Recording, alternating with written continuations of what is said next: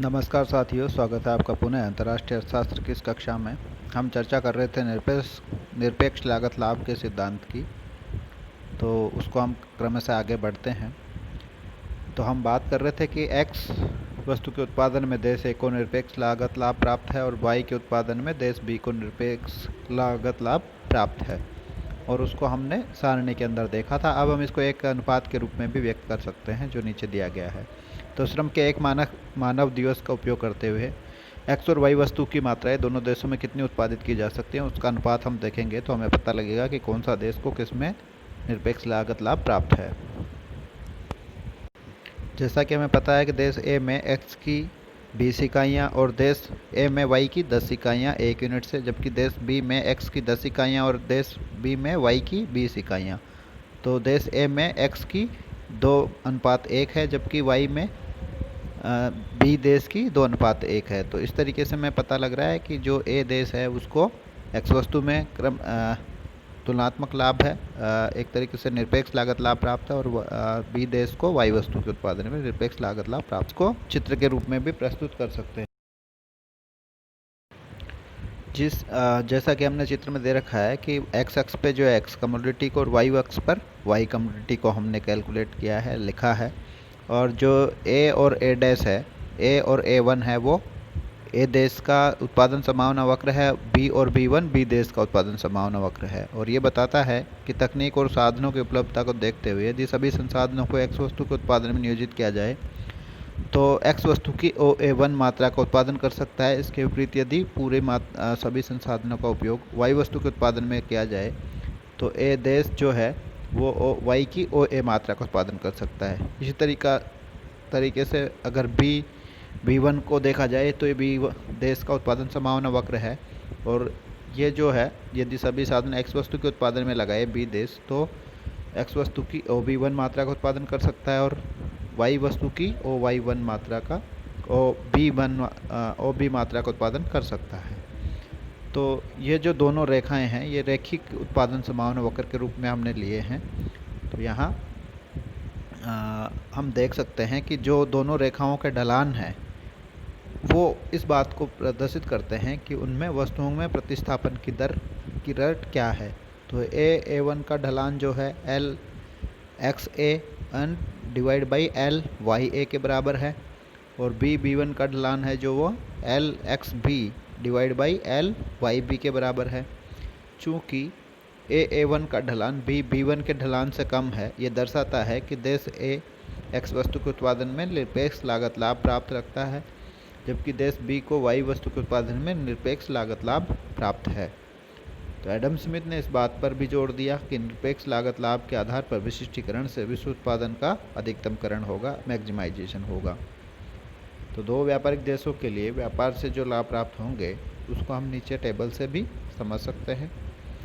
Table में दे रखा है कि कंट्री है A और B, और पहले ट्रेड के बिना वो लोग उत्पादन कर रहे थे x वस्तु की और y वस्तु की क्रमशः A द्वारा 20 और 10 यूनिटें, और B वस्तु की B देश द्वारा x और y वस्तु की 10 और 20 यूनिटें। इस प्रकार से टोटल प्रोडक्शन हो रहा था x का 30 और y का 30। लेकिन ट्रेड के बाद में जब A द्वारा स्पेशलाइजेशन किया गया x वस्तु में तो 40 यूनिट और y की 0 यूनिट।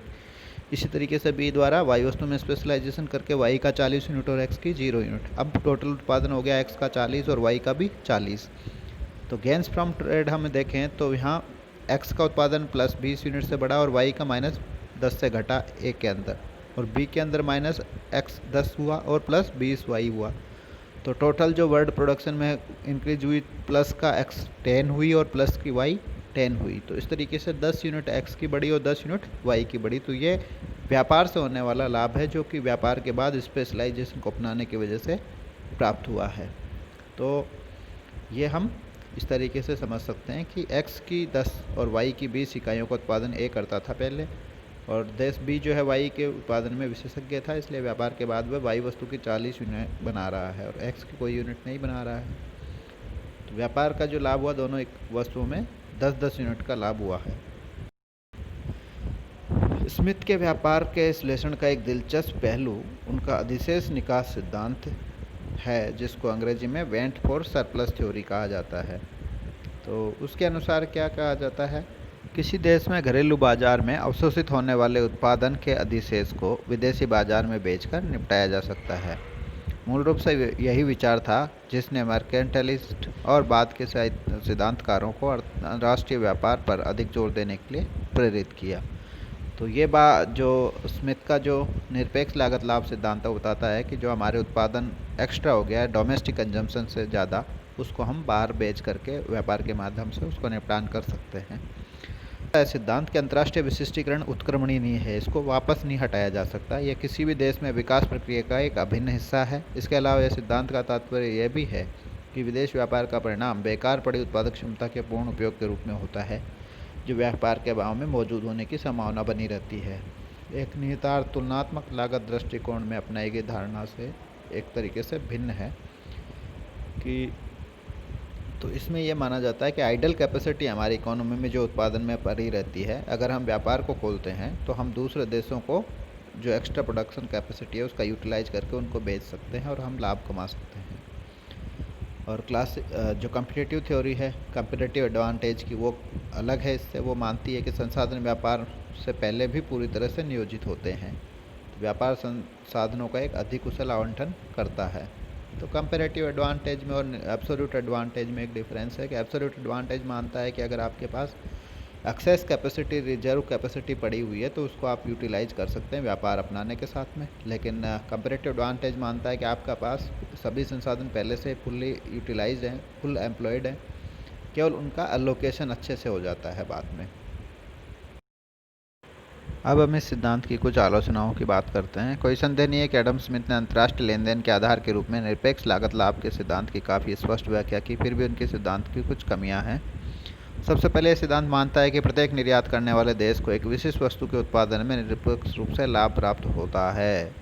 अर्थात जो भी देश निर्यात करेगा वो एक वस्तु के उत्पादन में दूसरे देशों की तुलना में कम लागत में उसको उत्पादित करने की क्षमता रखेगा। अगर ये मान्यता हम हटा देते हैं तो ये व्यापार को होना असंभव मानता है। यानी कि अगर किसी देशों को निरपेक्ष लागत लाभ प्राप्त नहीं है आपस में, तो उस स्थिति में व्यापार होगा ही नहीं, जो कि सही धारणा नहीं हो सकती है। जब किसी देश के पास उत्पादन की कोई विशिष्ट श्रेणी नहीं हो जिसमें उसको निरपेक्ष श्रेष्ठता प्राप्त हो, तो इस संदर्भ में अगर व्यापार ही नहीं हो पाएगा। तो एल्सवर्थ कहते हैं कि स्मिथ का तर्क बहुत ठोस नहीं है, क्योंकि यह बिना तर्क के ही मान लेता है कि अंतर्राष्ट्रीय व्यापार में निर्यात के लिए एक निर्माता को निरपेक्ष लाभ प्राप्त होना चाहिए। अर्थात एक निर्यातक देश की दी हुई पूंजी और श्रम के साथ किसी प्रतिद्वंदी से अधिक उत्पादन करने में सक्षम होना चाहिए। लेकिन क्या होगा अगर किसी देश में उत्पादन की कोई ऐसी श्रेणी नहीं है जिसमें स्पष्ट रूप से औरों से बेहतर उत्पादक है? तो उस स्थिति में व्यापार संभव नहीं हो पाएगा। तो अकुशल श्रम और मशीनरी वाले अधिकांश पिछड़े देशों को किसी भी गतिविधि में निरपेक्ष लाभ नहीं मिल पा रहा होता है। अतः निरपेक्ष लागत लाभ का ये जो सिद्धांत है वो इस आधार पर पूर्ण और संतोषजनक विवरण प्रदान नहीं कर सकता जिसके आधार पर विभिन्न देशों के बीच व्यापार होता है। तो व्यापार के सभी कारणों का विवरण अच्छे से स्पष्ट नहीं कर पाता है, केवल एक आधार को मानता है, निरपेक्ष लागत लाभ को। दूसरा कहता है एडम स्मिथ ने केवल मूलभूत आधार पर संकेत किया है जिस पर अंतर्राष्ट्रीय व्यापार टिकी हुई है। निरपेक्ष लागत लाभ किसी भी व्यापक तरीके से दो या दो से अधिक देशों के बीच व्यापार को प्रभावित करने वाले कारकों को पता लगाने में विफल रहा है, यानी कि डिटेल्ड एनालिसिस नहीं देता है, ये केवल एक मूलभूत बात की तरफ इशारा करता है। तीसरा, एडम स्मिथ का वेंट फॉर सरप्लस सिद्धांत पूरी तरह से संतोषजनक नहीं है। इस सिद्धांत से पिछले देशों की वित्तीय प्रक्रिया पर गंभीर प्रतिकूल असर पड़ सकता है। ये देश विदेशी बाजारों में अपनी अधिशेष उपज नहीं बेचते हैं, लेकिन भुगतान संतुलन के घाटे को पूरा करने के लिए ऐसी वस्तुओं का भी उनको निर्यात करना पड़ता है जिनके की खुद के देश में कमी होती है। तो ये स्थितियाँ जो हैं वो अच्छे व्यापार की तरफ नहीं इशारा करती हैं।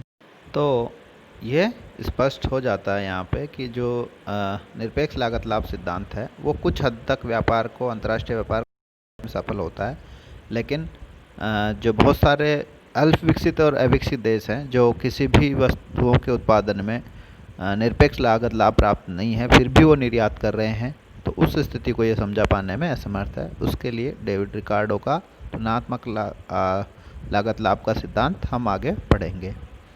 तो डेविड रिकार्डो और जीएस मिल ने अंतर्राष्ट्रीय व्यापार के आधारभूत कारणों के बारे में अधिक विस्तृत और संतोषजनक विवरण प्रदान किया है, जिनको हम आगे वाले वीडियोज़ में पढ़ेंगे। धन्यवाद।